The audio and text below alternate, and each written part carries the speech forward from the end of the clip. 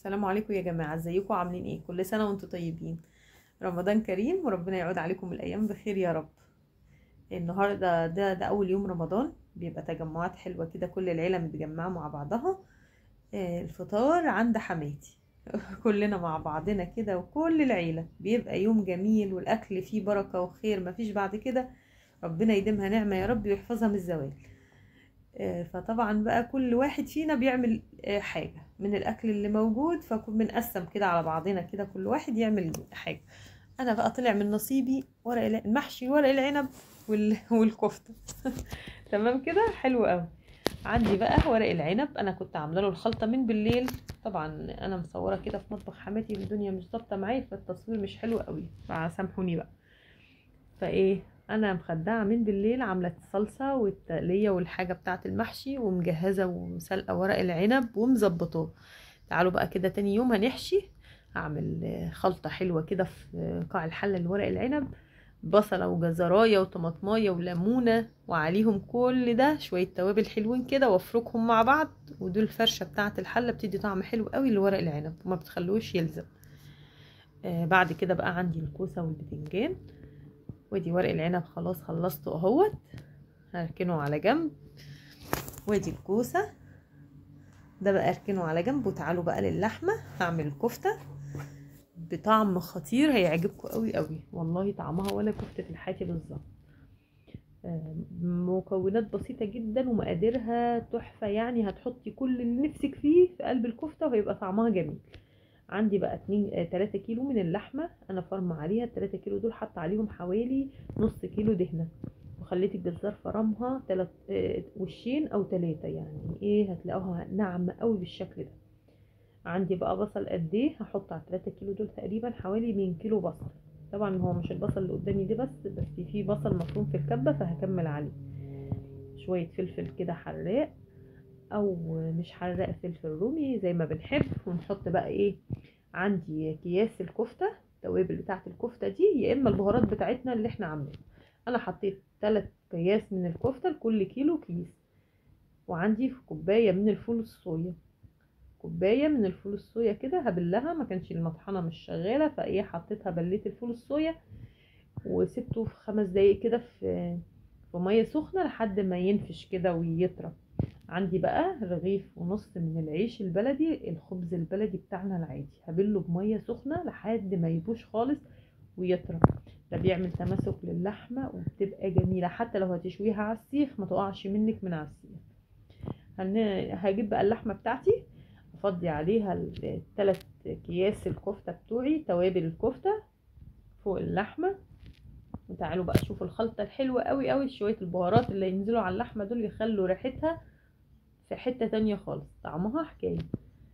عندي بقى الفلفل الاسمر وكمون وكزبرة، وايه كمان، بشرة جوز الطيب، ونص معلقة كبيرة من توابل اللحمة.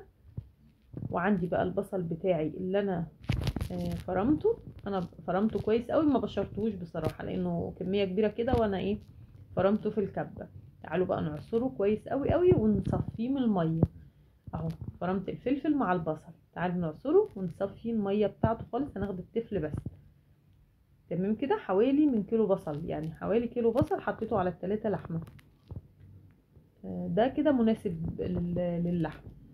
خلاص كده صفيت كل البصل عندي بالشكل ده. تعالوا بقى، ايه ناقص تاني؟ الكفته هنحط لها معلقتين من البقسماط، وكيس من البيكنج باودر يخليها تنفش بقى وتبقى جميله. عندي والرغيف ونص اللي انا بلتهم، العيش بتاعي افركه قوي قوي بايديا بالشكل ده. طبعا ده كله هيتفرم تاني مع اللحمه، فمش هيبقى باين اصلا فيها عيش ولا فول صويا ولا الكلام ده. عندي بقى كيس من البيكنج باودر او معلقه كبيره، بتخليها هشه ومنفوخه كده ومش مكتومه. وادي معلقتين او 3 من السكر، 3 معالق لكل كيلو معلقه. وتعالي بقى ما ننساش الملح في الاخر، نحط ايه حوالي معلقتين من الملح الابيض العادي. في كمان البصمات، نسينا البصمات، هنحط 3 معالق بصمات عشان يعمل تماسك للكفته اهم، 3 معالق من البصمات عادي. وتعالوا بقى نعجن بقى كل ده عجن مبرح. الفول الصويا اهوت ما شاء الله باش خالص، وبقى طري طري خالص من المية السخنة، بقى طري. ممكن الفول الصويا ده يا نضربه في الكبة ويبقى زي البودرة كده ناعم، يا اما نبله بالشكل ده. اعجني بقى كده، سر خلطة الكفتة العجن بتاعها. اعجني كويس قوي قوي قوي بالشكل ده، يا اما ترجعيها الكبة تاني وتاخديها وشين تاني في الكبة اللي هي البيتي العادية بقى. انا بقى قعدت اعجن فيها عجن مبرح لحد ما ايه، كل المقادير دي اختفت خالص، وما عادش قدام الا هي لحمة بس. خلاص كده حطيتها بقى في التلاجة، ما يقلش عن ساعتين تتشمع بقى، ساعتين اقل حاجة. كله كده مع بعضه. بصوا بقى انا حسيت ان هي متماسكة كده، مش بتلزق في ايدي. عندي بقى السيخ بتاع الفرن اللي هو اللي بنشوي عليه العادي، ممكن تصبعي عليه او تصبعي على عود شيش تاووك، 2 3 مع بعض كده، وتلفيهم بورقة وتصبعي عليهم. المهم اي حاجة تدي تجويف من جوه بالشكل ده، علشان ما تبقاش مكتومة وتبقى مستوية. وتصبعي بقى بالحجم اللي انت عايزاه اهو بالشكل ده. انا كده هنا بجهز بقى الكفتة بتاعتي، بقى هعملها صوابع واركنها في الصواني جاهزة على التسوية. كل سنة وانتم طيبين، ورمضان كريم يا رب، ويعود علينا الأيام بخير، ويفرج عن أهلنا في غزة، ويفك كربهم، وينصرهم يا رب العالمين. قولوا أمين، اللهم أمين. هصبع بقى كل الكمية اللي عندي بالشكل ده. يا ريت تعملوا لي سبسكرايب ولايك وشير للقناتي على اليوتيوب للي أول مرة يشوف القناة. خلاص كده وريتكم المقاس ما شاء الله. هخلص بقى كل الكمية وارجع لكم علشان الوقت. وهنا بقى خلصت كل المقدار الكفتة بتاعتي كلها وجهزتها. تعالوا بقى نركنها على جنب ونعمل الجلاش. صواني الجلاش بقى معصرين اللحمة، وادي الجلاش. وطبعا كل واحد وقاعد في المطبخ بيعمل حاجة. حماتي قاعدة بتعمل في السمبوسة والكبيبة، وسلفتي واختي قاعدة بتعمل المحشي والبط، وكل واحد وادي الجلاش، كل واحد بيعمل حاجة. هو بيبقى يوم لما جميل، وربنا يديمها نعمة ويحفظها من الزوال يا رب. وكل سنة وانتم طيبين. هنقطع بقى الجلاش، حشيناه بالطريقة العادية دي. تعالوا نعمل له بقى تشريبة كده، خلطة تحفة بتخلي الجلاش طعمه حكاية وفي حتة تانية خالص. هنقطع بقى الصواني بعد ما حطينا اللحمة المفرومة، وحطينا مقاس مناسب كده من الجلاش من تحت ومن فوق. تعالوا بقى نعمل له خلطة خطيرة. عندي اللبن بتاعي، بالراحة كده اتدلدق مني معلش. هنحط حوالي نص كيلو من اللبن، وعليهم الشوربة بتاعتي بقى، شوربة دسمة حلوة كده من بتاعة الفراخ او البط بالشكل ده. حطي بقى مجين حلوين، حوالي نص كيلو برضو، يعني مقدار اللبن زي الشوربة، الاتنين على بعض. هنحط بقى ايه عليهم بيضتين، وفلفل اسمر وكمون وتوابل لحمة، البهارات بتاعتنا السبعة من كل حاجة، ربع معلقة كده.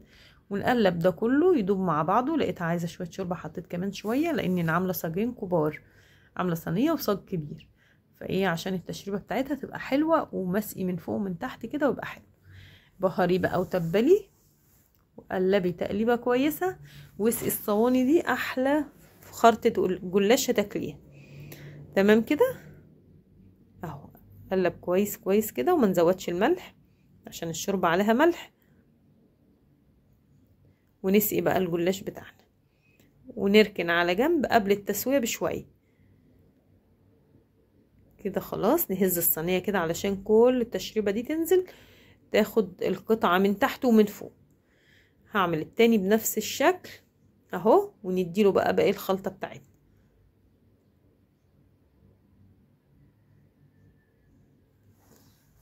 تمام كده زي الفل ما شاء الله.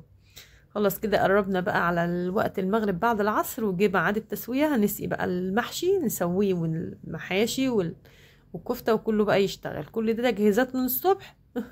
خلاص بقى دخلنا على الاكل، او الوقت دخل نسوي بقى الكفتة بتاعتي. دخلتها الفرن بقت تحفة، تستوي من تحت. نعمل لها بقى معلقة صلصة او معلقة كاتشب، وندهنها بقى من الصوص اللي نازل منها، وندهن الوش وندخلها في الفرن على الشواية 5 دقايق، تاخد لون بس، بتبقى تحفة. تعالوا بقى حلة كده يكون بغطا، ونحط بقى فيها الكفتة. بصوا قد ايه الكفتة طرية وجميله جميله جميله وطريه ومش مكتومه ومستويه حلوه قوي. حطينا الكفته كلها في في حله بغطا محكم كده، وتعالوا نعمل لها بقى فحمايه. حطي عليها معلقه سمنه بلدي وشم الريحه، والله كانها من عند الحاتي بالظبط.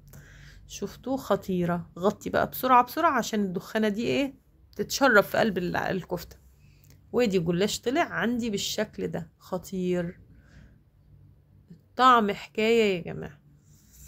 اتمنى فيديو النهارده يا رب يعجبكم. ما تنسونيش بقى في لايك وشير للفيديو وسبسكرايب لقناتي على اليوتيوب. تعالوا بقى نفضي على الصينيه كده ونغرف بقى في الاطباق.